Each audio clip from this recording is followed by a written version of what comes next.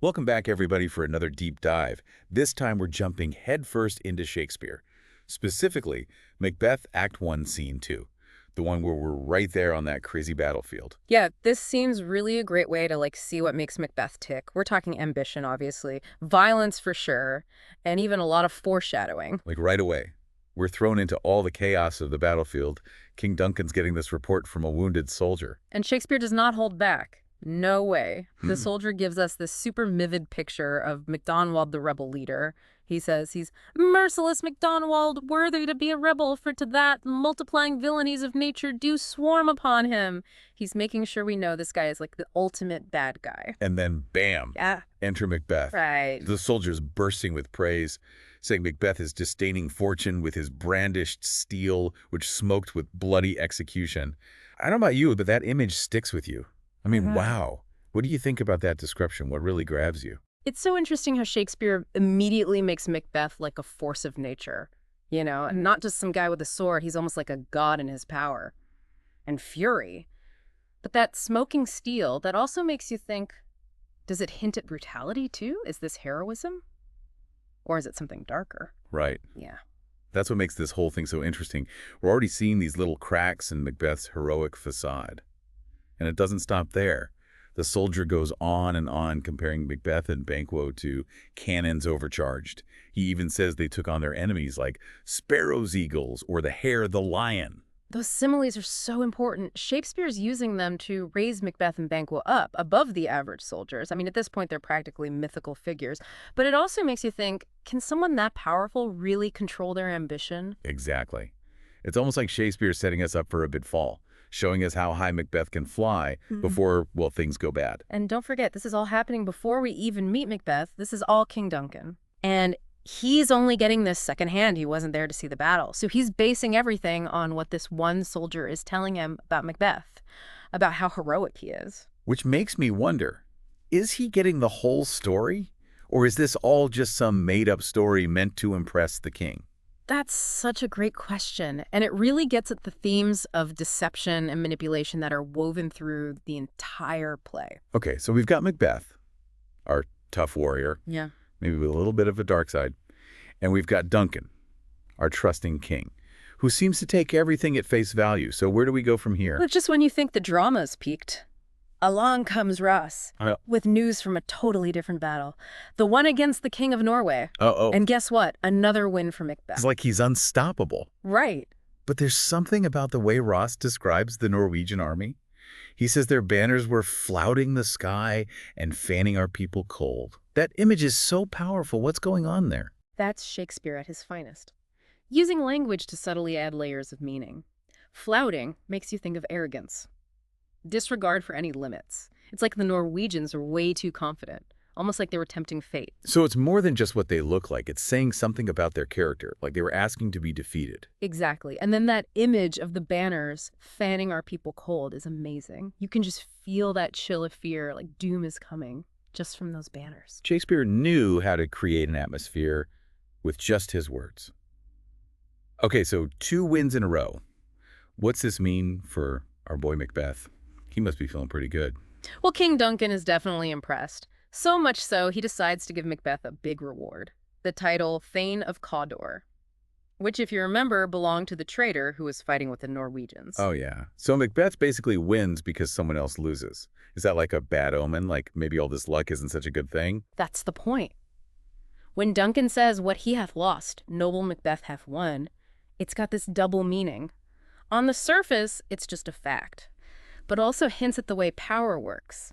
One person's loss is another's gain, always. And it makes you think, does Macbeth really deserve this reward?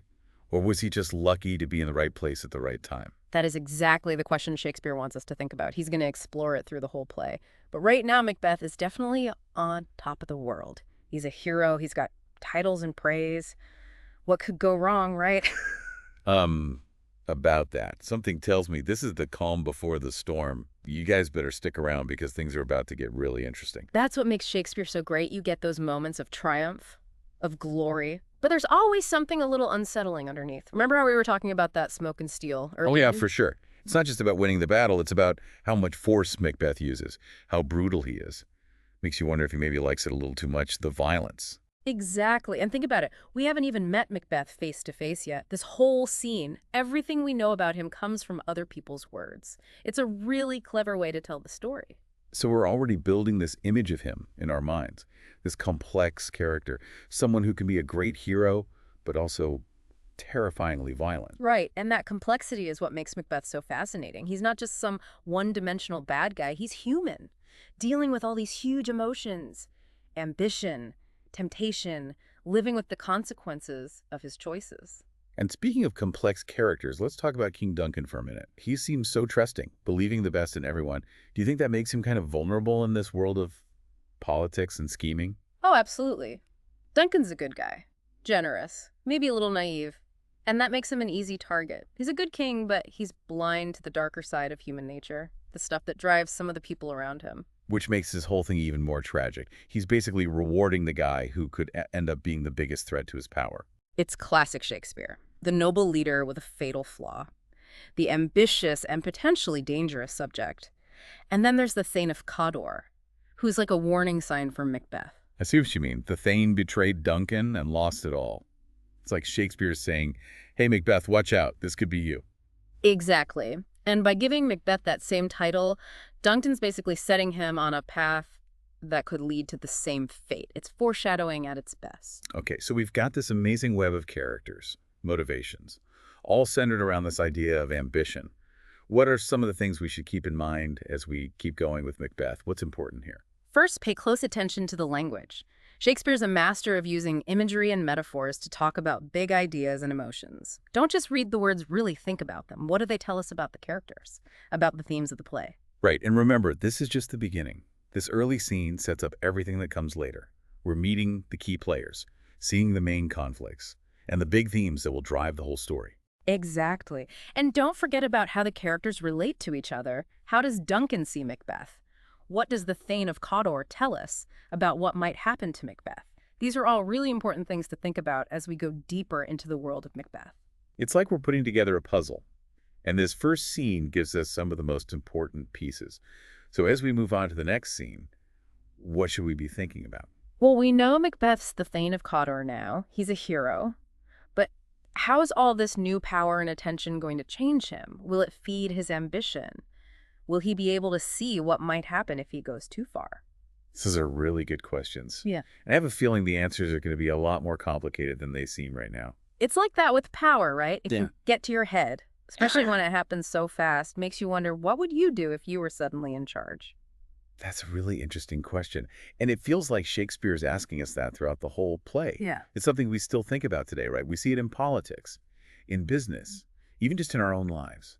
Wanting power is just part of being human. Absolutely. And Act 1, Scene 2 is brilliant because it lays out all those big questions. It's more than just a battle scene. It's about what it means to be human, the temptations we face, the dangers of ambition. Okay, so before we finish up this deep dive, let's go back to something you said earlier about how important Shakespeare's language is. Yeah. What advice would you give to someone who might be a little intimidated by Shakespeare? How can they really appreciate how amazing his writing is? Don't be afraid to take your time. Really dig into the language. Shakespeare was incredible at using imagery and metaphors, and his words often have so many layers of meaning. If you come across a word you don't know, look it up. Read passages out loud. Try to picture what's happening in your head. That's great advice. It's almost like learning a whole new language. But once you get it, it opens up a whole new world. It's beautiful and complex. Exactly. And one of the coolest things about Shakespeare is that there's no one right way to understand his plays. Everyone who reads them brings their own experiences and ideas to the table, so there are endless ways to talk about them and analyze them. So as we wrap up our look at Act 1, Scene 2 of Macbeth, what's the one thing you hope our listeners will take away from this?